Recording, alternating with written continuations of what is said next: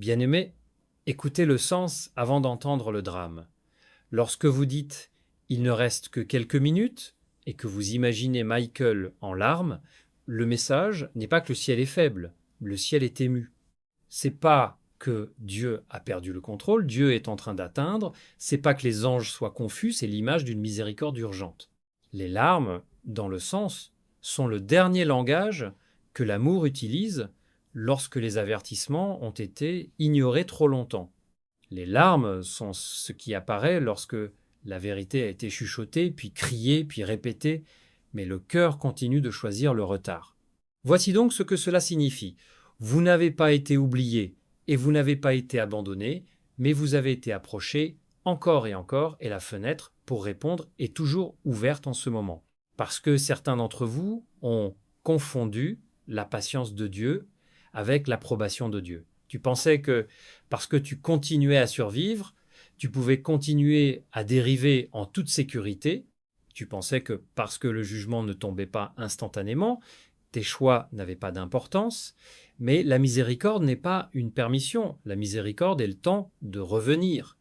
Et l'avertissement semble intense parce que le temps est précieux et que les âmes ne sont pas des jouets. Il a essayé de vous avertir. Les avertissements de Michael, dans le sens, ne sont pas des cauchemars aléatoires et des sentiments effrayants.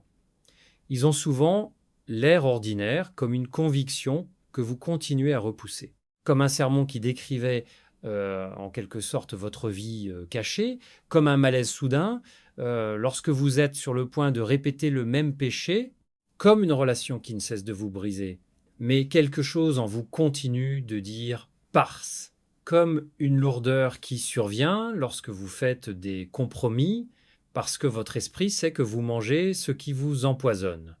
Tu as appelé ça de l'anxiété, tu as appelé ça de la pression, vous l'avez appelé mon esprit, mais parfois c'est la bonté de Dieu qui vous dérange pour que vous ne vous installiez pas dans la destruction. Dieu ébranlera votre réconfort si votre réconfort cache un cercueil.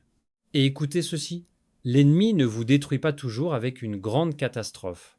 Plusieurs fois, il détruit par un lent accord, une excuse à la fois, juste 7 fois à la fois, une habitude cachée à la fois, une repentance retardée à la fois.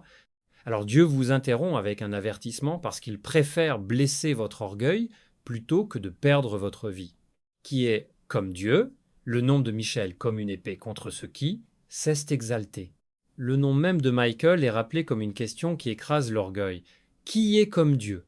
C'est pas un slogan, c'est une lame spirituelle.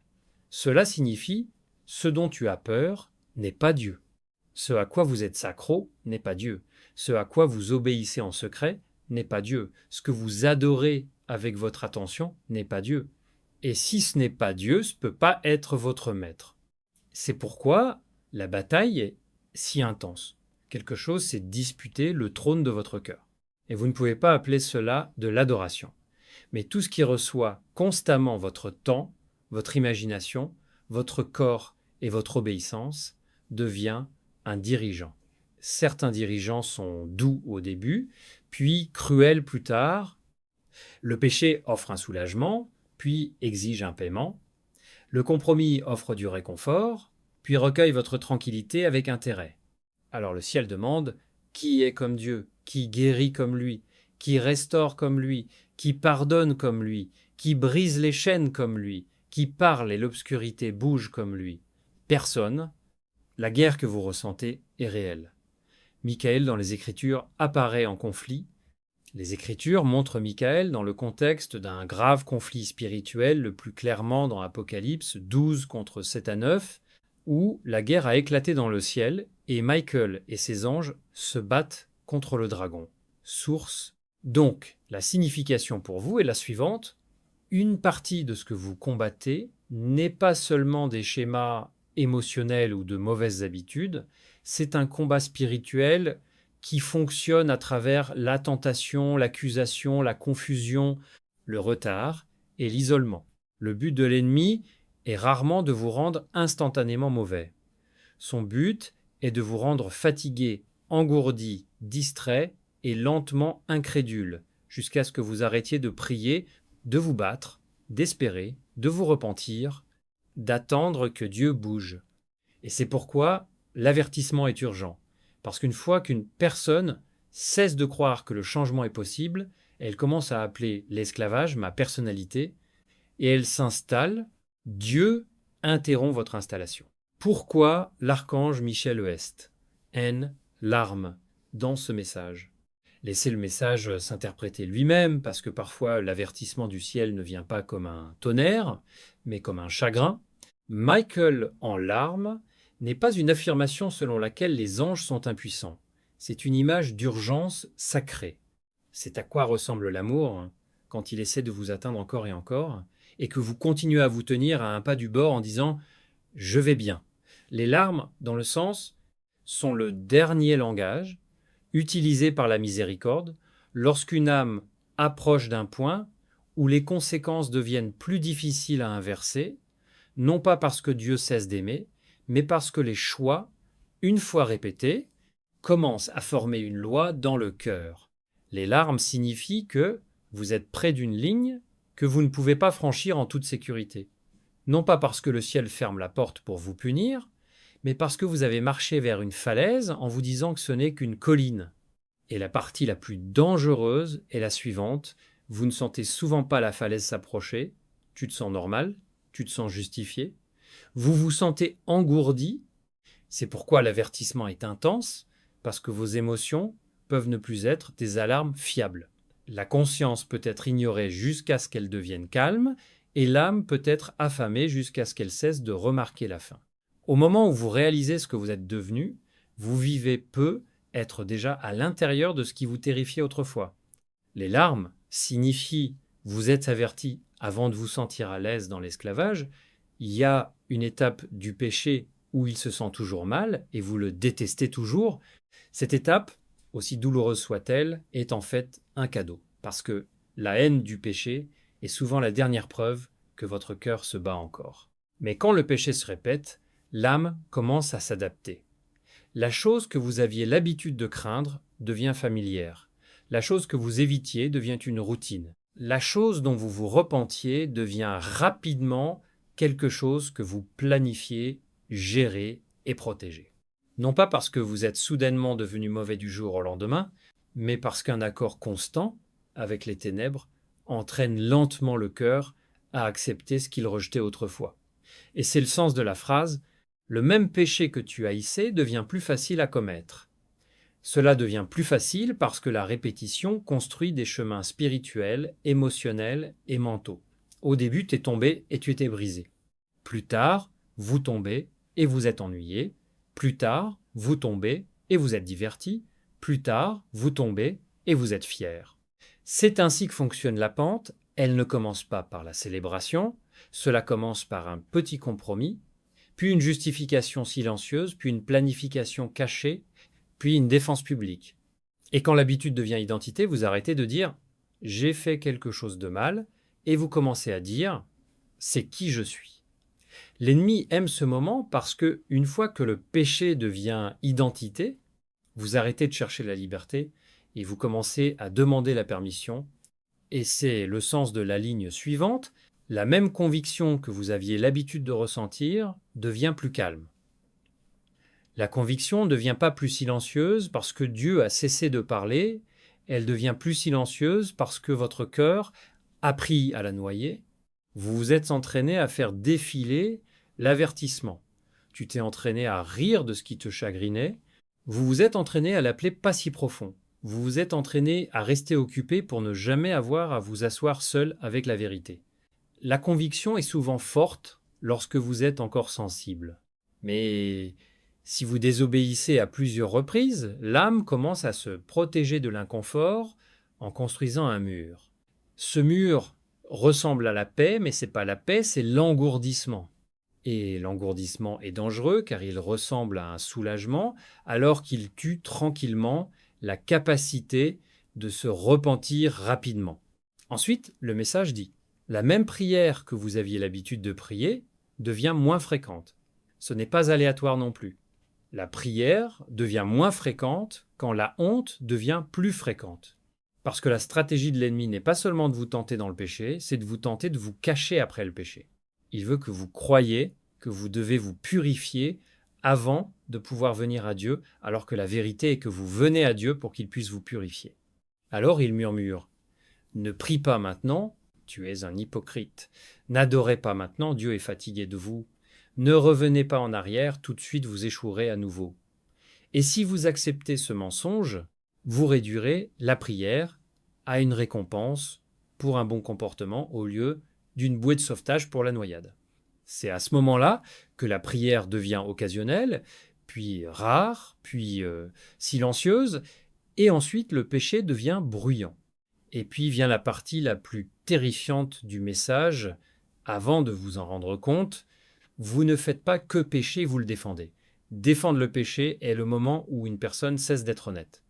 C'est le moment où vous commencez à appeler la conviction jugement, c'est le moment où vous commencez à appeler les limites toxiques, c'est le moment où vous commencez à appeler la sainteté extrême. C'est le moment où vous commencez à appeler la repentance religion.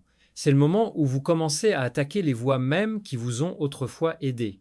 Parce que quand quelqu'un est piégé, la vérité se sent comme un ennemi. La correction ressemble à de la haine, la sagesse ressemble au contrôle. C'est ainsi que la tromperie se protège. Elle fait ressembler le remède à du poison. Ensuite, cela va plus loin, vous le normalisez. La normalisation ne se produit pas par accident, elle se produit par répétition et communauté. Si vous vous entourez de voix qui applaudissent pour ce contre quoi Dieu met en garde, vous commencerez à appeler l'obscurité croissance. Si vous vivez dans des espaces où le péché est célébré comme identité, vous commencerez à avoir honte de la pureté. Si vous regardez constamment ce qui est impur, vous commencerez à vous ennuyer de ce qui est saint. La normalisation est le processus d'abaissement des normes de l'âme jusqu'à ce que l'âme cesse de croire qu'elle mérite la liberté. Et une fois que cela devient normal, vous arrêtez de prier pour la délivrance parce que vous ne la considérez plus comme un esclavage. Vous appelez ça un style de vie. Ensuite, il atteint l'étape suivante. Vous apprenez aux autres à l'accepter. C'est là que le compromis personnel devient une influence publique. L'ennemi aime transformer votre blessure privée en doctrine publique. Il prendra votre douleur non guérie et la transformera en un message qui dit « c'est comme ça que la vie est ».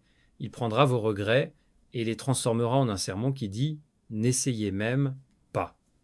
Il prendra votre péché répété et le transformera en un mouvement qui dit « Dieu s'en fiche ». Mais le ciel interrompt cela. Parce que plus vous persuadez de personnes d'accepter les chaînes, plus il devient difficile pour vous d'admettre que vous avez besoin de la clé. Et enfin, le message expose l'inversion ultime. Vous appelez la liberté des ténèbres. C'est l'astuce la plus cruelle lorsque la servitude commence à utiliser le vocabulaire de la liberté. L'obscurité s'appelle authenticité. La dépendance s'appelle prendre soin de soi. La luxure s'appelle amour. La rage s'appelle honnêteté. La fierté s'appelle confiance. La rébellion s'appelle être fidèle à soi-même. Mais la vraie liberté n'est pas la permission de s'autodétruire. La vraie liberté est le pouvoir de faire ce qui est bien même lorsque votre chair veut ce qui est mal. La vraie liberté n'est pas de perdre le contrôle, elle reçoit une nouvelle force. La vraie liberté n'est pas échapper à Dieu, c'est revenir à Dieu. Alors pourquoi Michaël est-il en larmes au sens de ce message? Parce que Michaël, dans les Écritures, est lié au conflit et à la défense, tenant dans le domaine de la bataille spirituelle, par exemple, l'imagerie de Michaël et de ses anges se disputant dans Apocalypse 12. Source les larmes symbolise donc ceci. Le ciel voit la bataille dans laquelle vous vous trouvez, et il essaie de vous réveiller avant que vous ne perdiez du terrain que vous n'aviez pas à perdre. Pas pour vous terrifier, mais pour vous sauver. Non pas pour vous condamner, mais pour vous rappeler pendant que votre cœur peut encore ressentir. Et si vous voulez le sens le plus important dans une ligne, c'est ceci, les larmes ne sont pas la preuve que Dieu en a fini avec vous, les larmes sont la preuve que Dieu vous avertit toujours. Parce que l'avertissement est une forme d'amour, la correction est une forme de protection, la conviction est une forme de miséricorde. Le fait que ce message vous touche du tout signifie que la porte est toujours ouverte, que la lumière est toujours allumée, et que le Père appelle toujours rentre à la maison. Donc, les larmes signifient le ciel pleure la version de vous qui est enterrée sous des excuses. Parce que tu n'as pas été créé pour être contrôlé par la luxure, tu n'as pas été créé pour être gouverné par la colère, vous n'avez pas été créé pour être enchaîné à des substances, vous n'avez pas été créé pour vivre dans la manipulation et le mensonge, tu n'as pas été créé pour être écrasé par la peur, vous n'avez pas été créé pour passer votre vie à courir après les applaudissements pendant que votre âme meurt de faim. Dieu n'essaie pas seulement de vous empêcher de faire le mal, il essaie de sauver votre appel. Voici l'avertissement. Vous avez diverti ceux qui vous dévorent. Bien-aimés, au nom de la vérité de Dieu, écoutez-la clairement. Vous ne pouvez pas continuer à caresser le serpent et ensuite prier pour votre sécurité. Vous ne pouvez pas continuer à ouvrir les portes à l'obscurité et ensuite demander pourquoi votre maison est lourde. Vous ne pouvez pas continuer à nourrir votre chair et ensuite vous demander pourquoi votre esprit se sent faible. C'est pas Dieu qui est dur, c'est Dieu qui est clair. Parce que la clarté est miséricorde quand une âme dérive. La clarté est l'amour quand une vie se tient trop près du bord. Et la clarté est une protection lorsque vous appelez le danger normal, depuis trop longtemps. Lorsque vous caressez le serpent, il ne mord pas immédiatement à chaque fois, parfois il attend. C'est ainsi que fonctionne la tromperie. Elle vous donne de l'espace pour vous sentir en sécurité pendant qu'elle vous entraîne tranquillement à cesser de craindre ce qui peut vous détruire. Le premier objectif du serpent n'est pas de vous tuer rapidement, le premier objectif du serpent est de vous mettre à l'aise. À l'aise avec ce que tu détestais autrefois. À l'aise avec ce à quoi vous avez résisté autrefois. À l'aise avec ceux dont vous vous êtes repenti une fois rapidement. Assez à l'aise pour que vous arrêtiez de l'appeler une menace et que vous commenciez à l'appeler une petite faiblesse, une lutte privée, une phase, une réponse au stress, un besoin, une habitude, une personnalité, mais la vérité est une partie de ce que vous divertissez n'est pas inoffensive. Il se nourrit de vous pendant que vous le nourrissez. Et lorsque vous ouvrez des portes à l'obscurité, comprenez ce qu'est vraiment une porte. Une porte n'est pas toute la pièce, c'est l'accès. C'est une permission. C'est un accord. C'est l'espace légal où vous donnez quelque chose pour aller et venir. Beaucoup de gens n'invitent pas à la destruction en disant « je veux la ruine ». Ils invitent à la destruction en disant « juste cette fois, juste ce message, juste cette vidéo, juste cette conversation, juste cette boisson, juste ce mensonge, juste ce secret ». Les portes sont rarement ouvertes avec une trompette. Elles sont ouvertes avec un murmure. Et le danger n'est pas seulement ce qui entre le premier jour, c'est ce qui revient sans cesse parce que la porte n'a jamais été fermée. Alors quand vous dites « Pourquoi ma maison est-elle lourde ?», Dieu ne se moque pas de vous, Dieu vous répond parce que l'atmosphère répond à ce qui est accueilli. Si vous accueillez la saleté dans vos yeux, votre esprit devient bruyant. Si vous accueillez la rage dans votre bouche, la paix quitte la pièce. Si vous accueillez l'amertume dans votre cœur, la joie commence à faire ses valises. Si vous accueillez la tromperie dans votre vie privée, la clarté devient coûteuse. Si vous accueillez la luxure à plusieurs reprises, la pureté commence à se sentir comme une étrangère. Ce n'est pas de la magie, c'est une loi spirituelle. Ce que vous hébergez vous façonnera. Et lorsque vous continuez à nourrir votre chair par chair, j'entends la partie de vous qui a soif de réconfort sans correction, de plaisir sans pureté, de contrôle sans abandon, de vengeance, sans pardon. Alors votre esprit devient faible, non pas parce que Dieu est loin, mais parce que vous avez affamé l'appétit spirituel et suralimenté le charnel.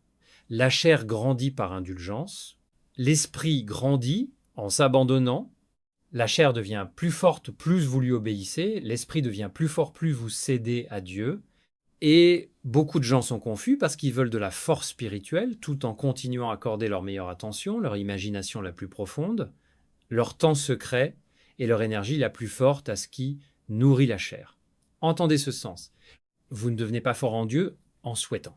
Vous devenez fort en Dieu par accord avec la vérité, accord avec la discipline, accord avec la repentance, accord avec la sainteté, accord avec la parole, accord avec la prière.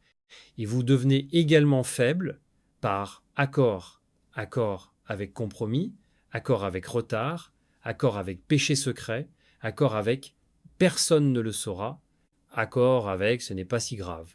Chaque accord nourrit quelque chose. Chaque accord construit un trône. Chaque accord choisit qui régit votre vie intérieure. C'est pourquoi cet avertissement n'est pas simplement arrêter de faire de mauvaises choses. Cet avertissement est arrêter de donner votre vie à ce qui consomme votre vie. Parce que certains d'entre vous divertissent ce qui vous dévore de 3 manières. D'abord, vous le divertissez dans vos yeux, ce que vous continuez à regarder, ce que vous continuez à faire défiler, ce que vous continuez à rejouer. Tes yeux sont des portes. Ce qui entre par la porte se trouve dans l'esprit. Ce qui se trouve dans l'esprit façonne les désirs. Ce qui façonne les désirs contrôle les choix. Et si la porte reste ouverte, vous continuerez à combattre les pensées que vous continuez à nourrir. Dieu vous dit fermez la porte, non pas parce qu'il veut gâcher votre plaisir, mais parce qu'il veut protéger votre avenir. Deuxièmement, vous le divertissez dans votre bouche. Les mots que vous prononcez, les blagues que vous répétez, la colère que vous justifiez, les ragots que vous appelez partage, les malédictions que vous appelez évacuation. Votre bouche n'est pas seulement saine, c'est une libération spirituelle. Vous ne pouvez pas continuer à semer du poison avec votre langue et ensuite implorer Dieu pour la paix dans votre cœur. Beaucoup de gens prient pour le calme, mais pratiquent le chaos. Dieu rappelle ta bouche sous l'autorité du ciel, parce que la vie et la mort voyagent à travers la parole. Troisièmement, vous le divertissez en votre compagnie, qui vous gardez autour de vous, qui vous continuez à écouter, qui vous continuez à laisser façonner votre pensée. Certaines relations ne sont pas des amitiés, ce sont des autels. Vous continuez à sacrifier la pureté pour appartenir, vous continuez à sacrifier la paix pour vous sentir désiré, vous continuez à sacrifier votre conscience pour vous sentir accepté, et Dieu dit, si vous continuez à laisser les gens vous conduire dans les ténèbres, ne soyez pas choqués lorsque votre esprit se sent faible. Tous ceux qui vous sourient ne sont pas en sécurité pour vous. Maintenant, écoutez, cet avertissement est aussi une promesse, car Dieu n'expose pas à l'embarras, il expose pour guérir. Il ne montre pas simplement le serpent du doigt. Il vous dit que vous avez encore le pouvoir d'arrêter de le caresser. Il ne se contente pas de nommer la porte, il vous dit que vous avez toujours le pouvoir de la fermer, il ne se contente pas d'affronter la chair, il vous dit que votre esprit peut ressusciter, vous n'êtes pas condamné, vous êtes appelé. Donc, au nom de Dieu, que l'instruction soit pratique et immédiate, fermez ce que vous continuez à ouvrir, coupez ce que vous continuez à toucher, renoncez à ce que vous continuez à excuser, mettez en lumière ce que vous avez caché. Remplacez l'habitude par un modèle sacré, remplacez le secret par la responsabilité, remplacez l'indulgence par la discipline, remplacez le bruit par la prière, remplacez le compromis par l'obéissance, parce que le serpent ne cesse pas d'être un serpent, parce que vous le caressez doucement. Certains d'entre vous ont vécu une double foi publique, un esclavage privé, culte public, convoitise privée, public, Dieu est bon, amertume privée, gentillesse publique, cruauté privée. Et vous vous êtes dit que tout allait bien parce que vous fonctionnez toujours. Mais le fonctionnement n'est pas la liberté. Sourire ne guérit pas, la productivité n'est pas la pureté. Le bruit n'est pas la paix. Dieu vous appelle à sortir non pas pour vous faire honte, mais pour vous libérer. Il dit « Amenez-le à la lumière, dis la vérité, à vous, coupe ça, rentre à la maison. » C'est l'invitation. La repentance est une porte, pas un enterrement. La repentance, c'est pas Dieu qui vous demande de ramper, la repentance, c'est Dieu qui vous donne une porte pour sortir d'un bâtiment en feu. La repentance n'est pas simplement des larmes. La repentance tourne. Cela change ce avec quoi vous êtes d'accord. C'est mettre fin à la relation avec le mensonge. Il s'éloigne du bord. Et écoutez la miséricorde à l'intérieur de l'urgence. Dieu parle fort parce qu'il est toujours disposé à vous recevoir. Vous n'êtes pas trop sale pour être nettoyé. Vous n'êtes pas trop loin pour revenir. Vous n'êtes pas trop brisé pour être reconstruit. Mais vous devez arrêter de faire la paix avec ce que Dieu appelle le poison. plus que quelques minutes? Si vous souhaitez que ce message atterrisse en tant qu'action, voici à quoi ressemble « il ne reste que quelques minutes ». Vous supprimez le contact vers lequel vous continuez à revenir. Vous arrêtez de regarder ce qui enflamme votre désir et prétendez ensuite que vous êtes juste en train de vous détendre. Vous vous excusez sans vous défendre. Vous demandez de l'aide et de la responsabilité parce que le secret est là où l'esclavage se reproduit. Vous supprimez l'accès à la chose qui continue de vous faire tomber. Vous priez pendant que vous ressentez encore l'envie parce que c'est là que la bataille est réelle. Vous ouvrez à nouveau les Écritures, même si vous vous sentez indigne, surtout alors, parce que le plus gros mensonge est « je changerai plus tard ». Plus tard se trouve l'autel le plus réussi du diable. Père Céleste, je viens, en vérité, j'ai retardé trop longtemps. J'ai trop excusé, j'ai normalisé ce qui a tué ma paix. Aujourd'hui, j'arrête de courir. Aujourd'hui, j'arrête de faire semblant. Aujourd'hui, je rentre à la maison. Pardonne-moi les péchés secrets et les accords cachés. Pardonne-moi pour la double vie. Pardonnez-moi pour le compromis que j'ai appelé petit. Pardonnez-moi d'avoir ignoré les avertissements que vous avez envoyés par conviction, par les Écritures, par des conseils, par des conséquences, par la douleur tranquille dans mon esprit. Au nom de Jésus, je renonce à tout accord avec les ténèbres, la luxure, la dépendance, l'amertume, la colère, l'orgueil, la sorcellerie, la manipulation, la peur, la honte et l'incrédulité. Je renonce à la voix d'accusation qui dit que j'en ai fini. Je renonce au mensonge que je ne peux pas changer. Je renonce au mensonge que tu es loin. Je te choisis à nouveau, non pas comme une idée, mais comme mon roi. Je t'appartiens. Scelle-moi, protège-moi, conduis-moi et reconstruis-moi. Amen.